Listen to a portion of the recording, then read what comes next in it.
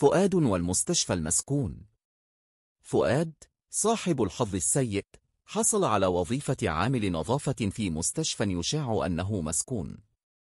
في أول يوم له انزلق في دلو ماء واصطدم بعربة الأدوية، فتبعثرت العلب في كل مكان. لاحظ كرسيا متحركا يسير وحده ففزع وظن أنه شبح، لكنه اكتشف أنه مريض يحركه بقدمه. وفي غرفة أخرى سمع تأوهات مخيفة فارتعب ليجد أنها كانت لمريض يحاول الحصول على جهاز التحكم بالتلفاز. أثناء هروبه ارتطم بسرير متحرك فاندفع به نحو المصعد ووجد نفسه في المشرحة.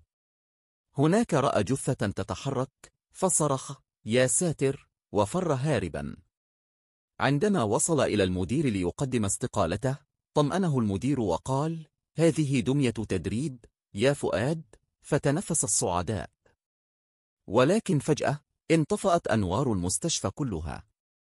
لم يرى فؤاد في المستشفى بعد ذلك أبدا. بعد اختفاء فؤاد، عندما انطفأت الأنوار ساد الصمت أرجاء المستشفى.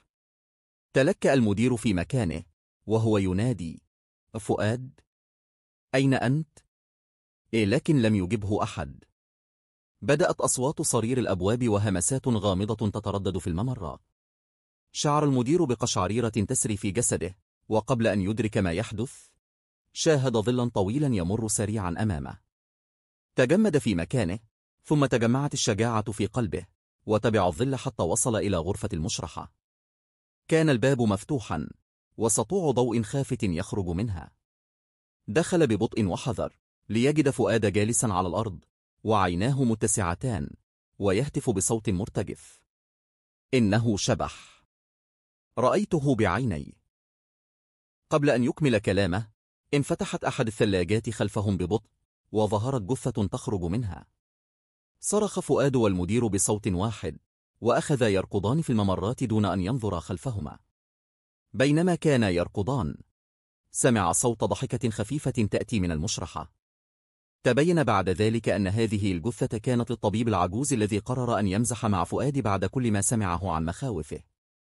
لكن الطريف أن فؤادا لم يعد أبدا ليكتشف ذلك، فقد هرب إلى غير رجع.